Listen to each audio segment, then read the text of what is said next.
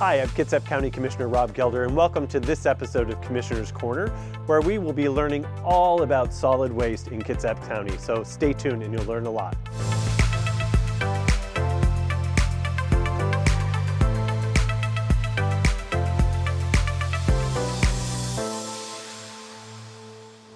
And joining me now is Pat Campbell, who is the manager for our solid waste division in Public Works. Thanks so much for being here today. Well, absolutely, Rob. Thank you for having us. So when we think about solid waste, it's what is that for the average Joe? Okay, for the average Joe or Jane, solid waste is garbage. You know, it is not to be confused with what sewer division handles. It is garbage, trash, that kind of thing. So one of our goals is to properly manage solid waste, which means keeping those things away from the solid waste stream that belong somewhere else. So the hazardous waste, recyclables, other things that can be diverted, managing all those things properly so that they don't have to make the long trip that our waste takes to Columbia Ridge in Arlington, Oregon. So I know some people subscribe to curbside pickup. Yep. Is that a requirement? I mean, we're at one of our recycling and garbage facilities. That's correct. That's correct. So curbside service actually is not a county function at all. It's one of the things that we don't handle as part of the solid waste management system. It is actually regulated by the Utilities and Transportation Commission. It is not a mandatory service in Kitsap County, although we do strongly recommend it. It is probably the most sound environmental way for people to handle their regular household garbage, is to have it picked up by a commercial hauler. That being said, we do have this recycling and garbage facility. There's this one in Silverdale, there's one in Hansville, and also one in Olalla, for people who might have extra loads, things like, you know, you've done a major cleanup or you've just had a big party or whatever and you have lots of extra waste. I know that's how I use it. I have curbside pickup, but there are those larger, bulkier things that this is the perfect location to come, not too far from home. Yep. So, great.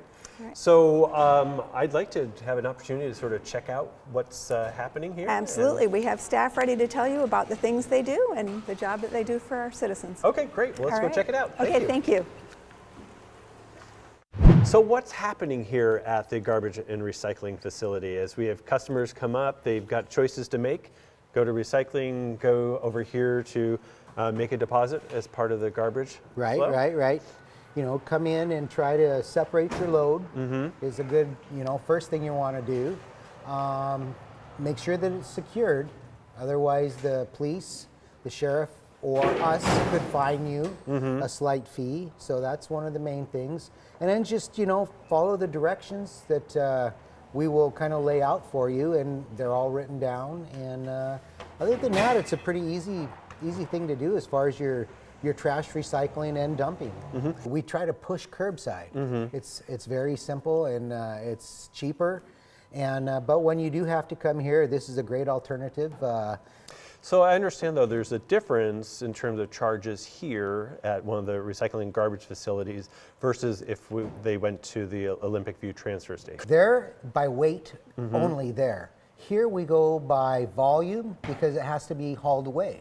So you're going to go by the cubic yard, which there's a fee for that, and then up from the cubic yard, or we go by a 32-gallon garbage can container. And then we gauge everything as to be 1 can, 2 can, 3 cans. So as they're paying and they're coming through, we're going to say, okay, sir, you have 5 cans today, and so the first can's $10. After that, they're $2.50 a can.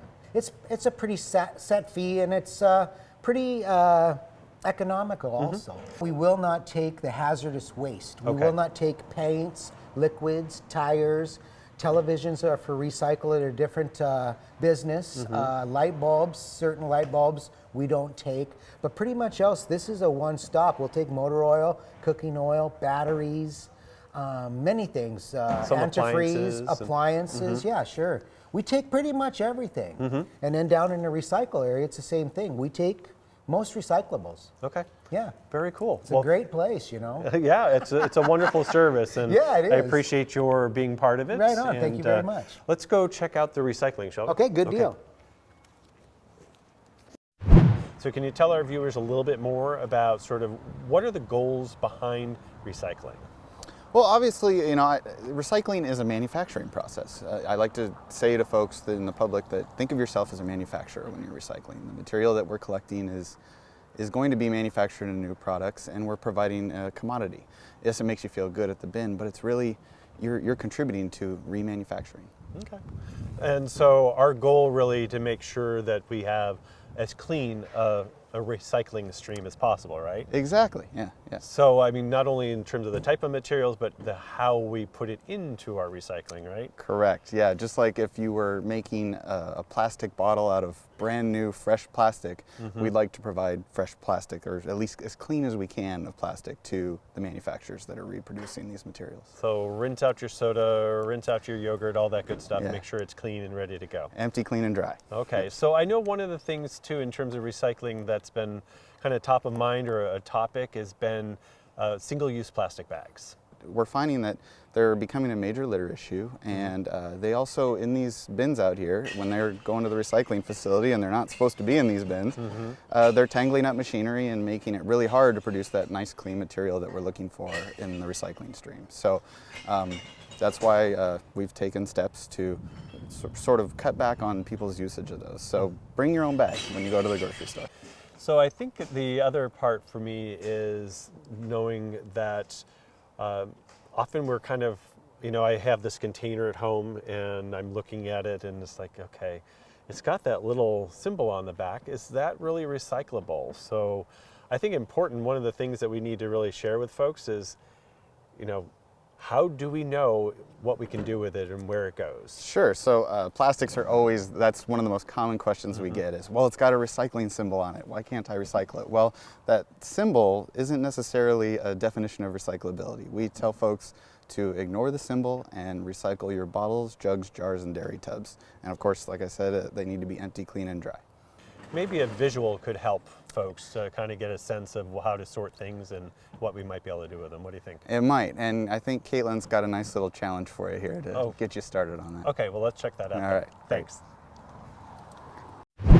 We want to take some of the mystery out of recycling. Yeah, every day people are at home and they're trying to figure out what can be recycled. A lot of people know that glass can be recycled, metal cans, paper, we've been doing this for a long time. Plastics can be confusing. I think plastics still are a realm of confusion. So generally, when it comes to the rule of thumb for recycling plastics, we have jugs, Yep. jars, bottles, and Dairy tubs. Dairy tubs. Okay, those are the four. Yep. But often we see, and I think, you know, I get this. This is probably pretty easy for most folks to realize it's not recyclable, even though it's plastic straws and that type of thing. The thing that's so confusing, and that we might get with takeout or whatever, are the clamshells. And so why is it that those aren't recyclable? Well, first let me say we call these clamshells because they open like a clam. I think we kind of take for granted that people know what that means, but they've got a lid like that. So these plastics are not recyclable because they aren't the right shape. Our sorting facility is JMK Fiber in Tacoma, and the machines there are not intelligent robots. They were designed to look for specific shapes of things. So here in Kitsap, we sort by the shape: bottle, jug, jar, and dairy tub. Okay. Also, sometimes it's the case that these are really often dirty. You know, this had some wet food in there and people aren't cleaning them well. Or they're collected in such small quantities that it's not economical to recycle them with current technology. So you mentioned dirty and sort of the cleanliness of the recyclables. What does that do if we then have basically unclean recyclables in the mix? Does that basically sort of ruin an entire batch? It can. So here's an example of a dirty recyclable. A peanut butter jar. This is glass, not plastic. But what ends up happening is liquids, food, water, anything like that, they end up getting moldy. And when the sorting facility goes to sell the recyclables back to a manufacturer, the manufacturer will inspect those recyclables. And if they're too dirty, if they have too much moisture, if they're moldy, they could either reject those recyclables and say, I don't want those for my manufacturing, or they could pay a lower price. So it harms the whole system. As far as can it cause a whole batch to be rejected, it can if the moisture is too high. Okay.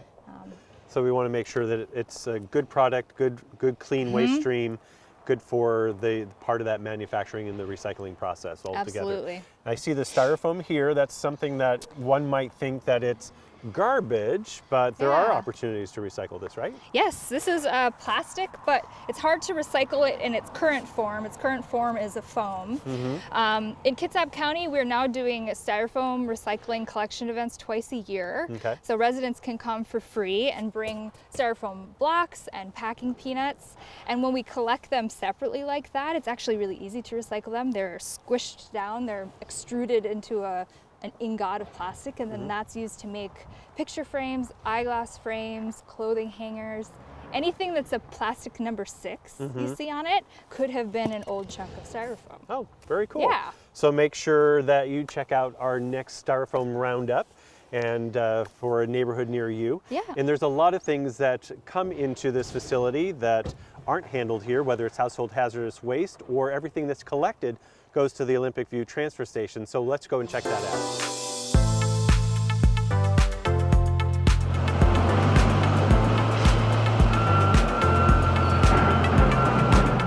Welcome back. Joining me now is Marshawn Coppinger, who is the Transfer Systems Manager, and we're at the Olympic View Transfer Station. So Marshawn, we had an opportunity to visit one of our recycling and garbage facilities, which was kind of one of those access points for solid waste.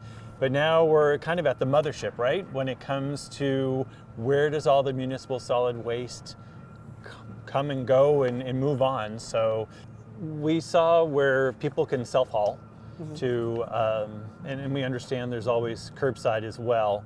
So all of that is somehow coming here. So tell us what happens when I put my cart out at the station. Where does it go here? Well, we have the alternative for curbside collection, which you kind of mentioned. That is collected by our certificated hauler, which is in unincorporated Kitsap County Waste Management. Okay. And then that MSW is brought here. From our RAGFs, which is the recycling and garbage facilities, we have customers come in. It's determined by volume, the cost of, and it goes into a container. Those containers are hauled by contract by Waste Management or hauler, and then tipped on our tipping floor here at OVTS, pushed into a compactor, loaded into an intermodal container, and then that intermodal container is picked up by this top pick. Yes, quite nice. And then put onto the rail line, and then that is taken to Arlington, Oregon, which is in eastern Oregon, and it's a Waste Management owned and operated large landfill. So you were talking about in 2002 was the last landfill that we had in Kitsap County was closing. And so why is that? We're a smaller county. We have lots of shoreline and also our climate is very wet on the west side of the Cascades. So permitting for new landfills is very limited, if not non-existent anymore. So these large landfills are put in an arid area where they can be managed much better and less impact into the groundwater system. And as we look around the Olympic View transfer station here, you see different kind of compartments, it looks like, where there's one area where the recycling currently comes. There's an area where it looks like it gets most of the commercial activity. Right. And then a spot for self-haulers. Right. So why coming here, why would I choose Olympic View versus one of the recycling and garbage facilities? At our recycling and garbage facilities, that waste has to be hauled here, so there's an additional cost. So the cost impact is going to be higher at our recycling and garbage facilities. When you come to the Olympic View transfer station, it's weight-based. You're weighed in, given a swipe card, and then you're weighed out, and that difference is what you're charged at the facility, because that hauling issue is taken out of the equation. If they went to the recycling and garbage facility, they may be paying more than if they drove a little bit further to Olympic View and just paid by weight. Definitely. The optimal is curbside collection. One of the challenges that we do have here is on the weekend. Everybody wants to come on the weekend, and currently our average on the weekend on one day is over 500 customers. So the time and involved in being in a wait line is problematic, where at our RAGFs it's a little slower moving, not, we still have quite a few customers, but really comes down to the cost. Yeah, so but if you're a weekend warrior, just be aware that you may be waiting a little while Right. to make that handoff where you could potentially do it more quickly at Right. one of the raggets. So you were talking about that everything from the, whether it's Hansville, Olalla, or Silverdale, those recycling and garbage facilities, come here and they are already on containers. Do they stay in those containers or do they get replaced into one of these other shipping containers? They come in, we usually do by sets, the garbage, the MSW materials, they come in by truck as a set. They get tipped onto our tipping floor, that's the name, of each of those boxes. Then those boxes are then transported back to that, to one of the facilities. Okay, so that gets combined with the other, we said MSW for municipal solid waste. So that gets combined with the other waste that comes into the facility. It's then compacted or packaged into these other containers that get loaded onto the rail. Right.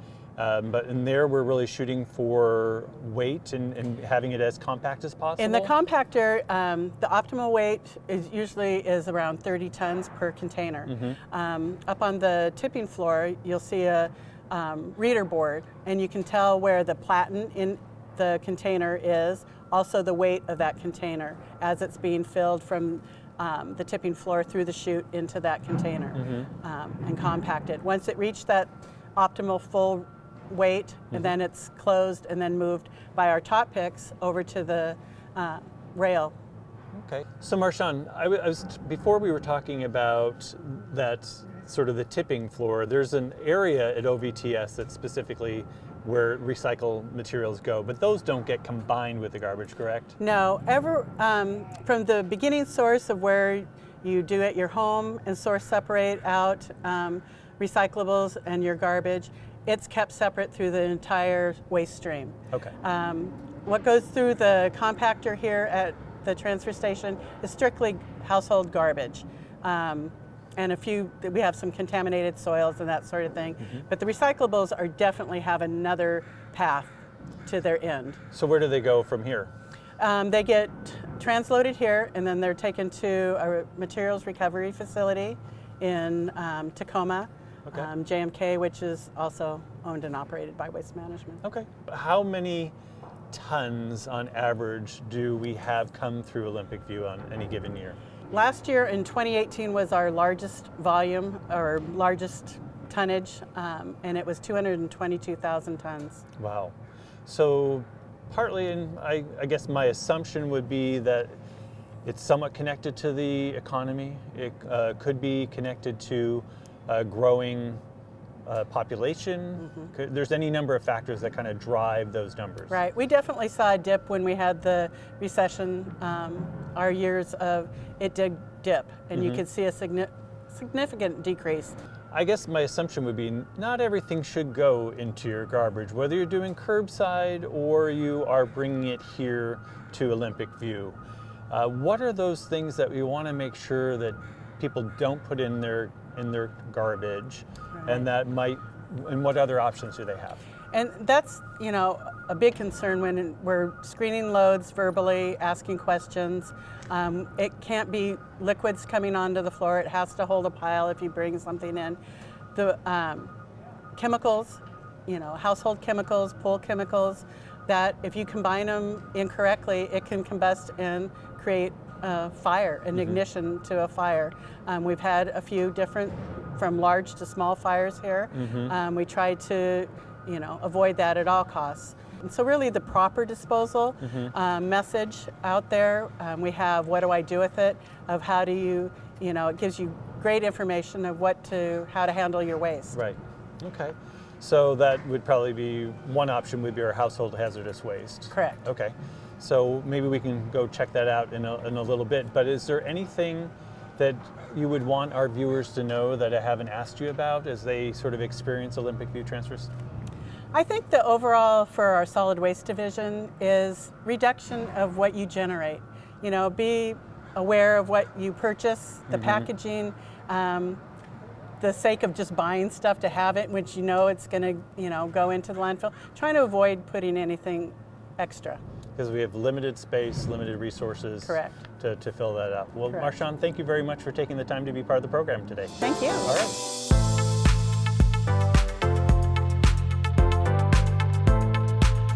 So welcome back. Right now we are at the Household Hazardous Waste Facility, and joining me is Lisa Monroe. We just came from the Olympic View Transfer Station, and one of the points that was made is not all things should go into the garbage. No. So here we have household hazardous waste. What does that include? What is a household hazardous waste? Maybe yard chemicals, household chemicals, anything that's dangerous to you or the environment. Okay. Examples of that? Household cleaners, some of your pesticides, insecticides, mouse poison, Okay. Includes batteries? fluorescent light bulbs. Okay. All of that stuff. So what do we have here today? We have an example of a load that would you bring in to us. We have the fluorescent lights. And we also have household batteries. Okay. We do ask people that they don't put the bulbs in with the batteries because the batteries tend to break the bulbs. And then you have a mercury exposure. Okay. And I want to thank our hypothetical customer here for having a secured load. That's really important when we are transferring things around. It's also important if you bring the chemicals in, everything's stored upright. If you don't fill the container, we have this one lined. Even though it's a plastic tote Yeah. with holes in it, you have it lined so if anything does spill, it's contained. Okay. We have just something in here to keep everything upright so it doesn't move around.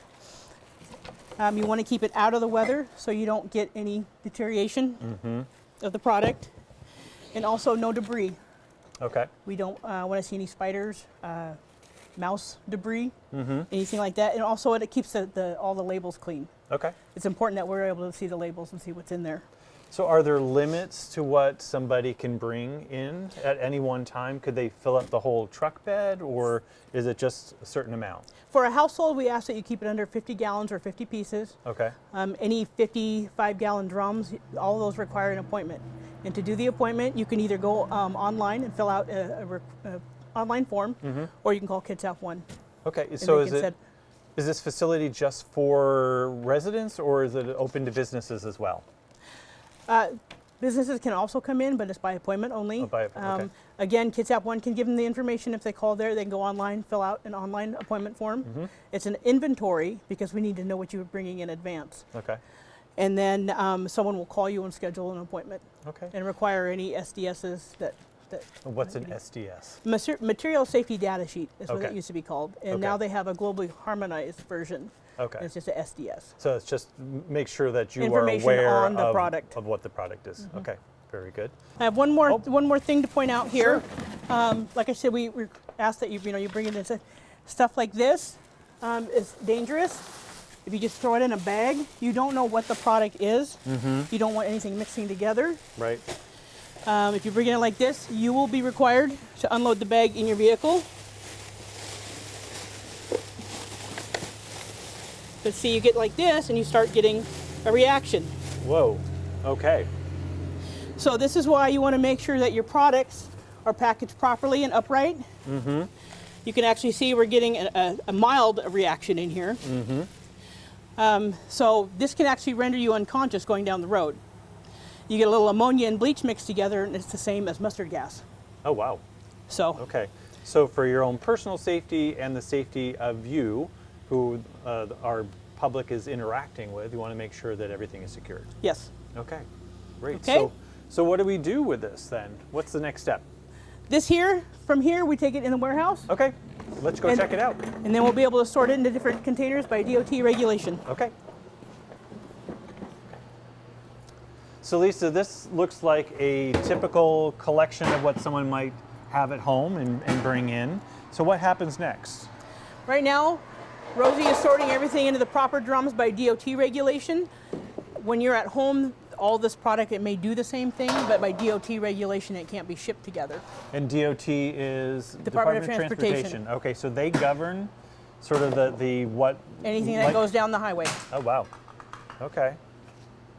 And so what are you looking for? Sort of the chemical components to it? Yes. I mean, or if it's The just actual constituents or ingredients okay, in a product. It's not necessarily the container it's in, but what's in it. Or How both. we package it maybe depend on the condition of the container. If we're worried about whether it's going to break open during shipping, instead of going into a tote, we may seal it into a drum. Okay. And so then the drums, these drums actually, once they're full, get sealed and Sealed then and weighed, and they get stored in the back of the warehouse until we have a semi-load. Okay, and then what happens to those once we have a load ready? We have a vendor that comes and picks it up from us. Okay. And then they further treat Okay. everything. Very We cannot treat anything here on site. Okay. Well, I think one of the important things for me is that when we all have these, I think we're guilty of having a little bit left in the bottle and we stick it up in the cupboard, or like I've got a shed and I've moved a number of times. It seems like every time you move, you inherit somebody else's products that they left behind. But probably the safest thing for folks to do is Bring it to us. here. Bring it here. As a and- residential customer, there is no cost to you. Okay, no cost. That's a great price point for anyone who wants to make sure they're doing the right thing and being safe. That's perfect. So come here. It gets sorted. They have a cleaner home and environment and safer all around. Yes. Now I noticed that one of the things that we use a lot, are batteries. Yes. Right. So what happens to the batteries that come here to the household hazardous We waste pick all the facility? batteries up from all the garbage facilities in the county, and they are brought here, and we hand sort them. Okay. Can we check that out? Yes. Okay. Perfect.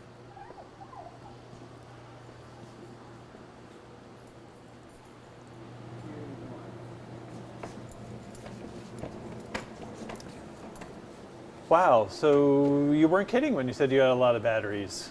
Yes. So what happens here then? When we bring the batteries in from all over the county, they come back here and we hand sort them. Wow. And so hand sorting, what different types? I guess I'm familiar with like lithium ion or whatever, but There's alkaline, there's actually garbage batteries. We have to package everything so it can be shipped separately, Okay. and because it gets treated separately. Okay. And each one has a different shipping requirement. Wow. Some of them have to be individually wrapped and packaged before they can go into the larger drums. Okay. So I would imagine they come in, if they're collected at all the different garbage and recycling facilities and you were kind of pulling them together, I would imagine they come in all different kind of containers, commingled Yes. with things. What's some of the things that you end up seeing? This is some of the stuff that we've pulled out of our batteries. Okay. And this is a cleaner load. So we ask that people don't put it in bags. They take the batteries out of items. Okay. Wrappers, no bags, because we have to remove everything out of the bags to sort it into the different drums. Okay.